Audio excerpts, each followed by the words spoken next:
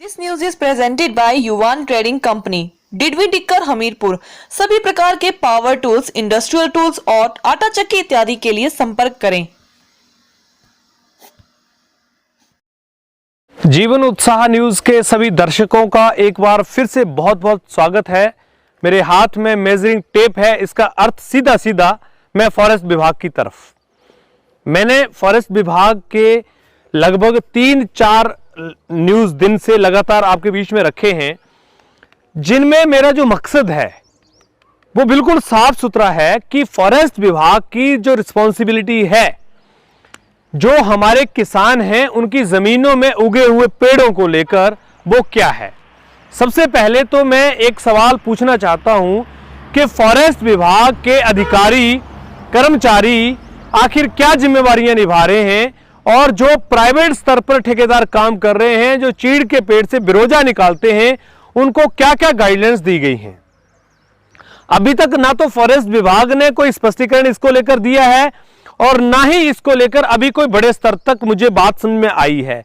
लेकिन मैंने आपसे वादा किया है कि मैं आपको हर एक दिन, हर एक क्षेत्र के अलग अलग जोन में जितनी भी रेंज वन विभाग की आती हैं, उनकी रेंज में जो जंगल हैं, उन जंगलों में जाकर जो प्राइवेट लैंड में पेड़ हैं चीड़ के, उनको दिखाऊंगा और उनमें दिखाऊंगा कि किस तरह की कार्यशैली पेड़ों के साथ की गई है।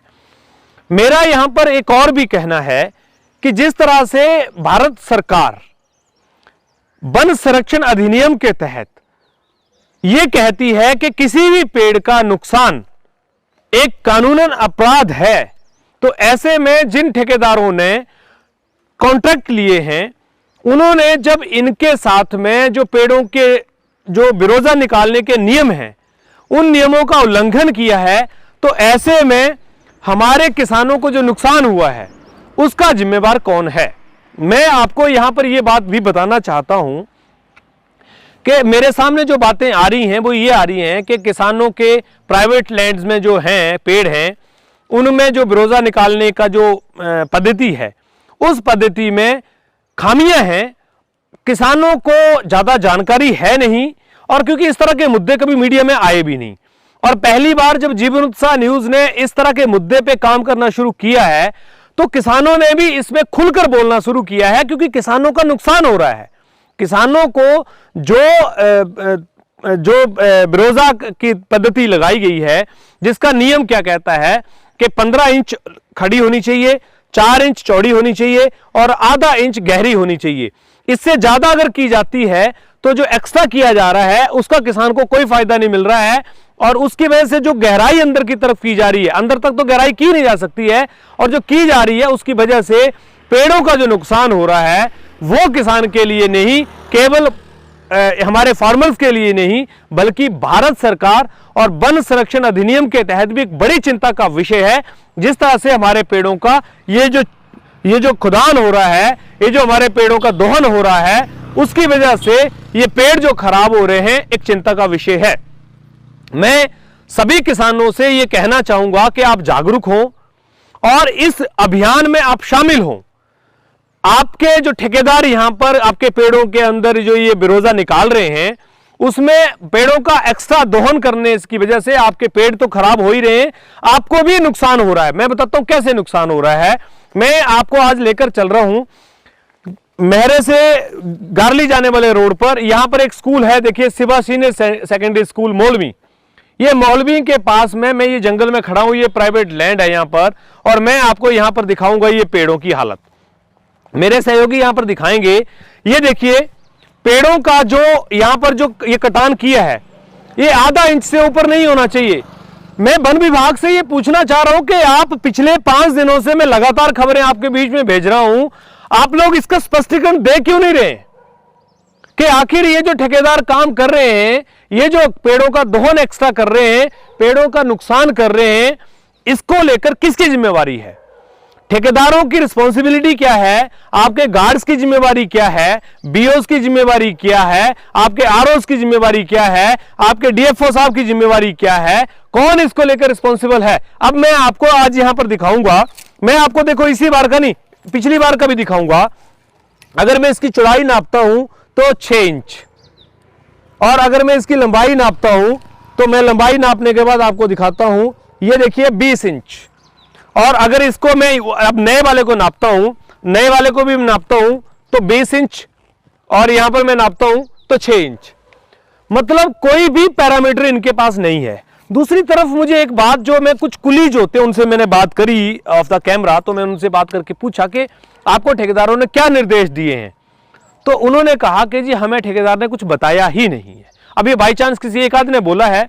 मैं एक्चुअल में एक ऐसा जंगल ढूंढ रहा हूं जिस जंगल में मुझे ये नियम फॉलो करता हुआ दिखे, चाहे वो प्राइवेट हो चाहे कोई भी हो। मुझे अभी तक तो नहीं दिखा। यहां पर आपको नहीं दिखा, मैं आपको यहां भी दिखा देता हूं। यहां पर भी देख लीजिए, यहां पर भी अगर मैं इसको देखता हूं तो यहां पर भी 19 इंच, यहां पर मैं इसको नापता हूं तो 6 इंच। अब मैं इसकी गहराई एक बार नाप लेता हूं। यहां पर देखिए, मैं एक डंडा लगा के गहराई नापता हूं तो ये देखिए ये 3 इंच। इतनी बुरी हालत इन पेड़ों की कर दी गई है। किसान क्यों नहीं बोल पा रहा है, किसान के ना बोलने के पीछे क्या मजबूरियां हैं, ये तो मैं नहीं जानता, इसको तो मुझे नहीं पता। लेकिन मुझे ये जरूर पता है कि कहीं ना कहीं कोई ना कोई दबाव ठेकेदारों का जरूर किसानों पे है कि आप इसके मामले में चुप हो जाएं। लेकिन मैं आपको सावधान करना चाहता हूं, किसान बोले चाहे नहीं बोले, जीवन उत्साह न्यूज बोलेगा और बिल्कुल ठोक बजा के बोलेगा और अपने हक से बोलेगा कि ये जो पेड़ों का दोहन आप कर रहे हैं, जो पेड़ों का दोहन के साथ साथ में किसानों का भी नुकसान कर रहे हैं। मैं बताता हूं कैसे किसानों का नुकसान हो रहा है। मान लीजिए, मैं यहां पर एक एग्जांपल देता हूं कि अगर यहां से यहां तक 15 इंच तक इसका टक लगाना था, 15 इंच होता है यहां पर, जब इसको 25, 20, 24 इंच लगा दिया जाएगा यहां तक, तो जो 10 इंच एक्स्ट्रा आपने दोहन किया है उसका आपने किसान को कुछ नहीं दिया। ये आपने किसान के पेड़ से चोरी कर ली। जो 10 इंच का आपने एक्स्ट्रा चोरी की है, आप मुझे बताइए उसका आपने किसान को क्या दिया। और दूसरी तरफ जो आपने इसकी खुदाई 3 इंच अंदर कर दी है, इससे जो इस पेड़ का नुकसान हो रहा है, ये जो पेड़ों का नुकसान आप देख रहे हैं हो रहा है। जब आग लगती है तो पूरे जंगल के जंगल, पेड़ के पेड़ जल जाते हैं, हजारों पेड़ इस तरह से खराब हो जा रहे हैं। तो क्यों नहीं विभाग इसको लेकर, अभी देखिए इस पेड़ पे जैसे 2 लगाई है तो देखिए यहां भी यही हालत है।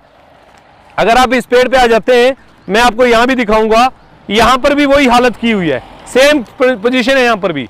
मैं आपको यहां से भी दिखाना चाहूंगा, ये जो नियम मैंने आपको बताया था कि ये 5 फीट से ऊपर नहीं होना चाहिए, अगर इसको भी मैं आपको दिखाता हूं तो देखिए इसको भी मैं आपके सामने दिखाऊंगा। ये जाके बनता है 7 फीट, ये बनता है 7 फीट। और अगर मैं इसको भी गहराई को दिखाता हूं, मेरे सहयोगी इधर से दिखाएंगे, मैं आपको दिखाऊंगा ये डंडा लगाकर, तो ये देखिए ये गहराई भी है 3 इंच। तो साहब इतना बड़े स्तर पर आप ये कार्य कर रहे हैं।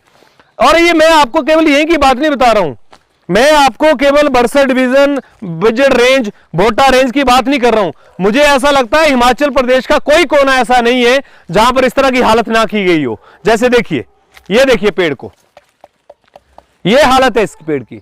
अगर इस पेड़ को 50 साल 40 साल हमने जिंदा रखना है तो क्या इसकी वजह से जिंदा रह सकता है? देखिए, मैं आपको एक बात और बताना चाहूंगा, आज के समय में आप कितनी उम्र के हो गए? 30 साल, 40 साल, 50 साल। मुझे आप बताइए, क्या एक पेड़ भी एक लगा सका है कोई व्यक्ति?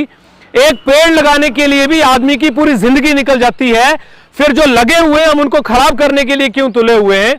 दूसरी तरफ मैं आपको एक बात और बताना चाहूंगा कि एक व्यक्ति, आज के समय में एक इंसान को पैदा करना बहुत आसान है, लेकिन एक पेड़ को पैदा करना उतना ही मुश्किल है। और उसी पेड़ को, उसी प्रकृति को हम खराब कर रहे हैं। एक और बात मैं आपको बताना चाहूंगा कि दुनिया की कोई भी साइंस आ जाए, अगर पेड़ खराब हो जाए उसको ठीक नहीं कर सकती।